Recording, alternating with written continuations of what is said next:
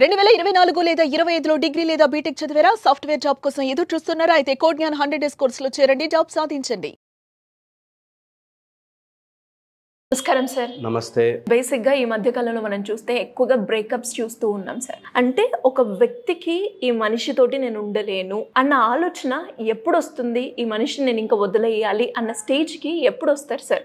అంటే సైకలాజికల్ గా కావచ్చు, వాళ్ళ బిహేవియర్ పరంగా కావచ్చు, యాటిట్యూడ్ పరంగా కావచ్చు, మనం ఎలాంటి చేంజెస్ చూస్తాం? సో ఫస్ట్ వాళ్ళకి ఇంట్రెస్ట్ లేదు అన్న విషయాన్ని మనం గమనించుకోగలగాలి. వాళ్ళ కళ్ళల్లో, వాళ్ళ పర్సనాలిటీలో చేంజెస్ వస్తాయి. అంటే ఒక ఇంట్రెస్ట్ ఉంటే కొంచెం టైం చేసుకుంటాడు, మన మీద ఆతృత ఇంట్రెస్ట్ ఉంటుంది. ఎప్పుడైతే బోర్ కొట్టిస్తున్నట్టుగా, లేకపోతే మనమే ఎప్పుడు వెంటపడాలి, you are an option to me అని అనుకుంటే మాత్రం వాళ్ళు they will always ignore you. Okay, ఇది ఫస్ట్. సెకండ్, ఎప్పుడు చూసినా మీరు బతిమిలాడుకోవాలి కానీ వాళ్ళ సైడ్ నుంచి రిటర్న్ రాదు. ఎంత ఏదైనా గొడవ వచ్చినా కాన్ఫ్లిక్ట్ రిజల్యూషన్లో నువ్వే దిగి రావాలి, నువ్వే సారీ చెప్పాలి, నువ్వే ఆగాలి, నువ్వే వెయిట్ చేయాలి, నువ్వు అడ్జస్ట్ కావాలి అని ఎప్పుడైతే పుష్ చేస్తుంటారో 1, 2, 3 అని లిమిట్ పెట్టుకుని, ఇది జీవితంలో అందరూ ప్రాక్టీస్ చేయాలి. దట్ ఎనీథింగ్ నేను I have a limit, try చేస్తా 3 times అయిపోయింది, దట్ ఈస్ డిస్కనెక్టెడ్ అనేది ప్రాక్టీస్ చేసుకోవాలి. లేకపోతే ఏమవుతుందంటే ఎమోషనల్ డ్రైనేజ్ అయిపోతుంది. అంటే వాడు మొత్తం ఎమోషన్స్ అంతా గుంజేసి మీరు ఒక మొద్దు బొమ్మలాగా వాళ్ళని పాసిఫై చేయడానికి, వాళ్ళని ప్లీజ్ చేయడానికే బతుకుతున్నట్టు అయిపోతుంది. సో ఎవరైనా నాకు ఇంట్రెస్ట్ ఉంది, నాకు ప్రేమ ఉంది, కానీ నేను చూపించలేను, కానీ నేను చెప్పలేను, కానీ నా ప్రేమ ఇలా ఉంటుంది అని అంటారు. ఓకే, నార్మల్గా ప్రేమ చూపించే విధానాలు తెలిస్తే, ఒకటి ఆర్టికల్స్ రూపంలో, అంటే గిఫ్ట్లు ఇవ్వడము, లేకపోతే వాళ్ళకి నచ్చింది కొనాలి, అరే ఇది అంటే దానికి ఇష్టము, ఆమెకి ఇష్టం, వాడికి ఇష్టము అని కొనాలి అనేది ఆర్టికల్ రూపంలో. సెకండ్, నచ్చిన పని, అంటే నేను ఇలా ఉంటే ఆమెకి ఇష్టం, నేను ఇలా ఉంటే ఆయనకి ఇష్టం అని నీ కోసం రెడీ అవుతారు, నీ కోసం ఒకలాగా వాళ్ళు ప్రజెంట్ చేసుకుంటారు. ఓకే, అది సెకండ్ది. థర్డ్ వచ్చేసి they will be always with you. గొడవైనా, ఫైట్ అయినా, ఏమైనా సరే వదిలే, నేను ఉన్నా కదా అనేటట్టుగా ఒక ధైర్యం ఇస్తారు. ఫోర్త్ వచ్చేసి ఎప్పుడైనా ఇట్లా గొడవ రాగానే పాతవన్నీ తీసుకొస్తుంటారు. నువ్వు అప్పుడు చేసావు, నేను అడ్జస్ట్ అయ్యా, ఇప్పుడు చేసావు, అడ్జస్ట్ అయ్యా, ఇన్ని చేసావు, అడ్జస్ట్ అయ్యా అని ఎప్పుడవో గొడవలు తీసుకొస్తున్నారంటే ఇంకా time to end it. Because అవన్నీ మర్చిపోవట్లేదు. టైం లోపల కాల గర్భంలోకి ఇవన్నీ కలిసిపోవాలి థాట్స్. అలా కలవకుండా గుర్తు పెట్టుకుని లెక్కలేసుకుంటున్నాడంటే చాలా డేంజరస్ కింద లెక్క. అండ్ ఫిఫ్త్, మనం ఒక వీడియో కూడా చేసుకున్నాం, ఎమోషనల్ డిపెండెన్సీ క్రియేట్ చేయడం. అలా గనక క్రియేట్ చేస్తున్నారంటే నెవర్ ఎవర్ వాళ్ళ వెనకాల పడవద్దు. వాళ్ళకి ఇంకా టాటా బై బై చెప్పేయడమే కరెక్ట్. చాలామంది టాటా బై బై చెప్తున్నప్పుడు ఆర్ విడిపోతున్నప్పుడు చాలా భారమైన మనసుతో విడిపోతుంటారు. నేనంటే ఇది యాక్చువల్లీ గుడ్ ఫర్ యూ. నీకు అలాంటి వ్యక్తి నీ లైఫ్లో లేకపోవడము, ఆ ఎనర్జీ వ్యాంపైర్ నిన్ను వదిలి వెళుతున్నారంటే నువ్వు హ్యాపీ ఫీల్ అవ్వాలి. దీంతోపాటు మనం ఎప్పుడైనా ఇలాంటి మెమరీస్ని గుర్తు చేసుకుంటున్నప్పుడు చాలా బాధేస్తుంది. అరే నేను అంత ప్రేమించానే, నేను అంత ఇచ్చానే, నేను అంత ఇష్టపడ్డానే, ఎందుకు ఈ సెపరేషన్ అని. ఎప్పుడైనా అట్లా ఉంటే గుర్తుపెట్టుకో, మీరివ్వడము మీరు అప్పర్ హ్యాండ్, తీసుకోకపోవడం వాడి కర్మ. ఇది చాలా ఇంపార్టెంట్.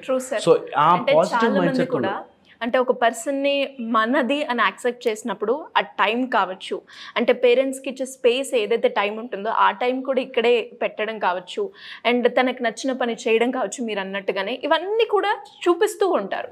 ఎప్పుడు ఎంత ఇంపార్టెంట్ తెలుసా, అలా ఎవరైనా ఇష్టపడే వాళ్ళని పోగొట్టుకున్నవాడు అన్ని దరిద్రాల్లోకి ముఖ్యమైన దరిద్రమే. ఇష్టపడే వాళ్ళు లేకపోవడం లైఫ్లో, నువ్వు ఇష్టపడ్డ వాళ్ళు కాదు, నిన్ను ఇష్టపడే వాళ్ళు లైఫ్లో పోగొట్టుకుంటే దరిద్రంలో ఒక భాగం అది. సో లైఫ్లో చాలా కోల్పోతారు. దెర్ ఇస్ అ కార్మిక దోషం దాంతో ఎఫెక్ట్ అయి ఉంటుంది. సో అందుకని జీవితంలో ఎవరినైనా బాధ పెట్టచ్చు, కానీ నిన్ను ఇష్టపడే వాళ్ళని బాధ పెట్టకూడదు. ఈ మధ్య సినిమాల్లో కొట్టచ్చు, లేకపోతే తిట్టచ్చు, నీ అనుకున్న వాడిని ఏదైనా అనొచ్చు, తప్పు మాట. ఫ్రెండ్స్ మధ్యలో సారీ థ్యాంక్స్ ఏంట్రా అంటారు, చాలా తప్పు మాట.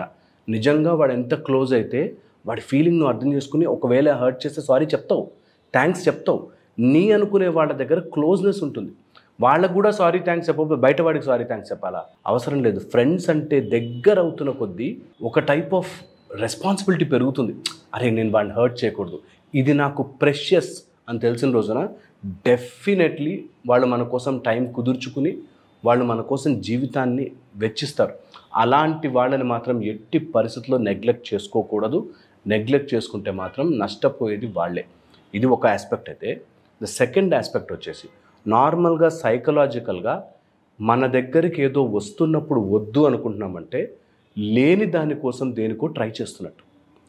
ఇది లా ఆఫ్ యూనివర్సల్ ఫిలాసఫీ. ఏంటంటే నువ్వు ఏదైతే కోరుకుంటావో అది నీ నుంచి దూరం అయిపోతుంది నువ్వు ఎవరికైనా దూరం చేస్తే.